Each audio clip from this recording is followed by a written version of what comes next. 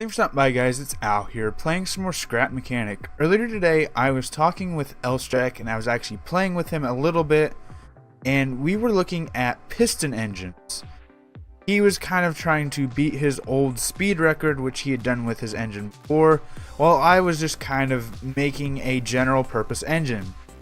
What I ended up making was an 8-cylinder inline engine that, while not as fast as what he can do, it was really fast and really powerful overall.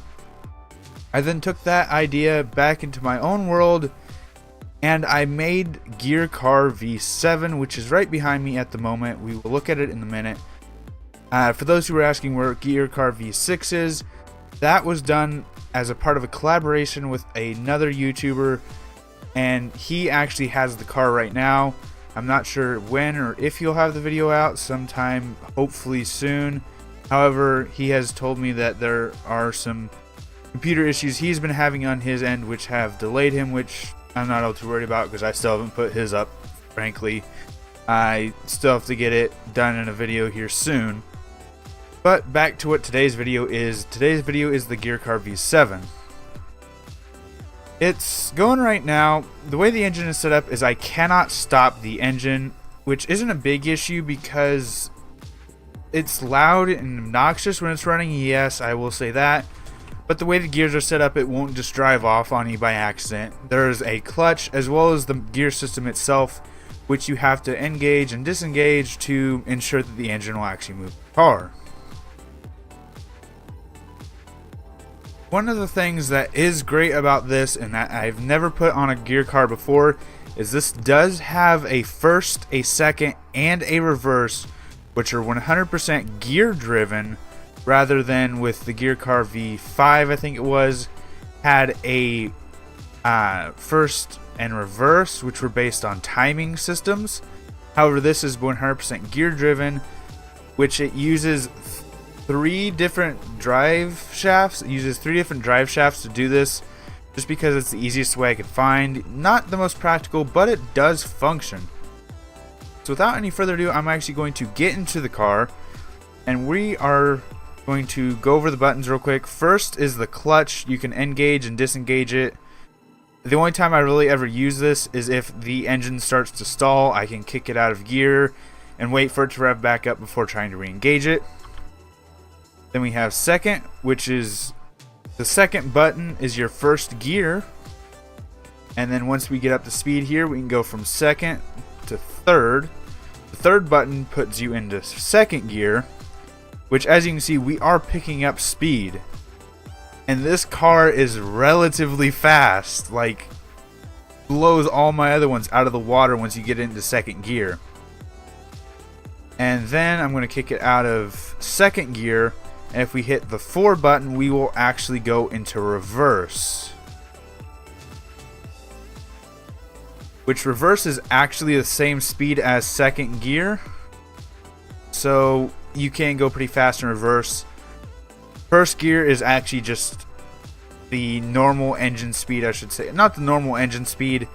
There is a natural gear down, which I do have on the front, which goes to all gears.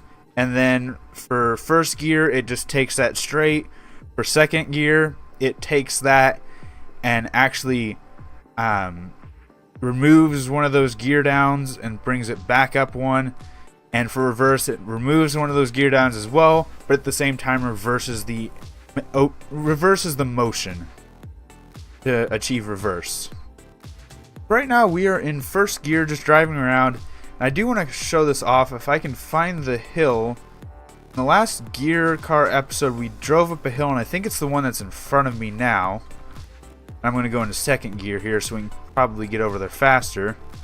And I tried to climb it and I got about halfway up. I did try with this gear car and I got pretty far up. However, since I actually did that test, I have changed a lot of things with the car to improve it and make sure the gears work better. And let's actually get over there. We are traveling at a decent speed. Like this is not sped up. This is not anything. This is straight 55 frames at the moment, which isn't pretty bad considering how bad some of my other gear cars hit my frame rate. Sitting 60 right now. And I'm hoping this is the hill I think it is, because we can actually test that. But while we're kind of doing that, I do want to go up this platform just because it's fun.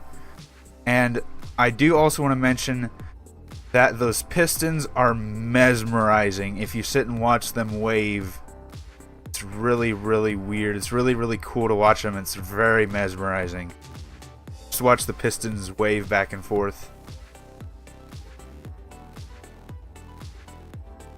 However, I do not see the hill I'm looking for. I think I'm really hoping it's this one, but I won't be able to tell until I get around to that side and actually get a look at it. If it's not this one, I might search the world for it, or I might just drive around until we find something interesting to do. And this does not seem to be the one we are looking for. Is it? No, it is not. Well, that sucks. However, it might be that one over there. So we might as well just drive over there, because that's kind of the whole experience of this car. It's not the fastest thing. However, it's really fast in my opinion for a gear car especially. Like, this is kicking up some speed here in second gear. And it's doing pretty well in the terrain so far. I do believe this is it, because this is the jump hill.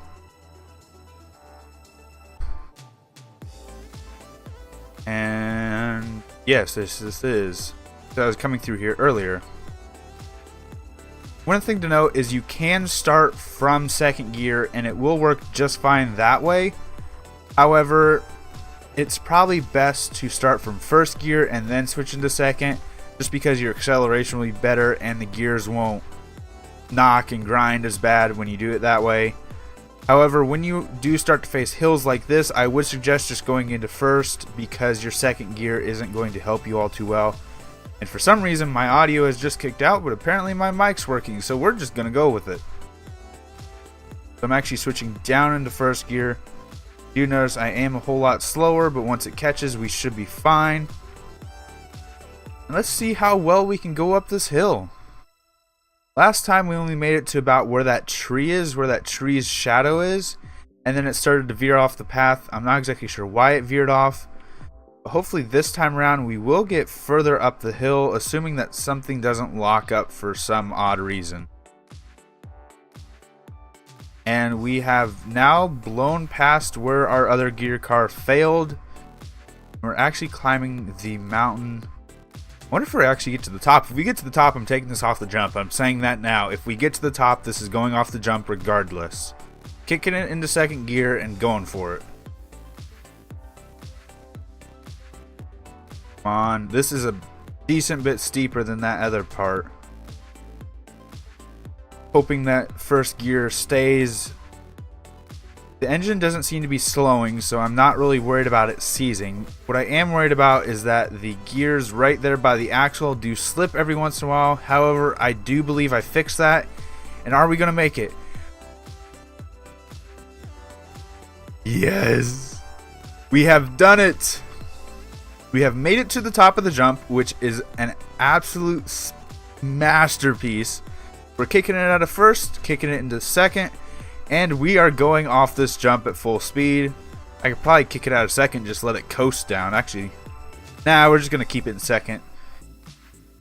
Yeah, this is not fast enough for a jump. I probably would have went faster if I just turned off the gears entirely. We bottomed out.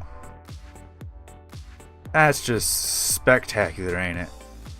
Can we wiggle off this? Apparently not. And there's no way I'm going to get anything else because the wheels are off.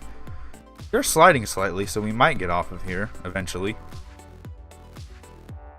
On. Take it out of second. And go into first. And let's see if we can get off this mountain.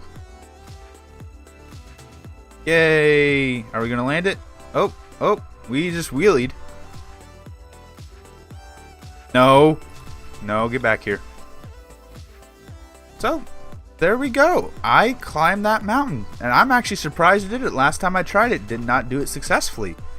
With some of the changes to the gears I made, it was able to stick through it entirely, actually. However, it wasn't fast enough to make the jump, which I'm not surprised. Second gear is fast, notably, but it does have its limitations. It's not going to go as fast as a normal car would in Scrap Mechanic with like an engine or the electric engine or whatever.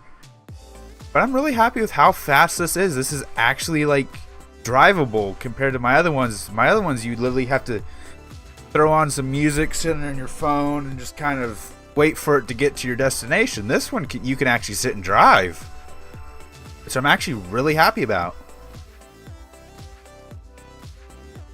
So I think I'm actually going to go ahead and end the episode here.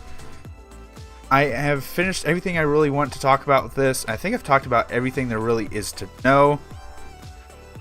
So if you did enjoy this episode and you did enjoy this creation, please leave a like. If you have any suggestions for future creations, or if you have a preference, I do want to know if you guys want to see either more cannons, because I have been working on those behind the scenes. I haven't had a chance to get a video out for them.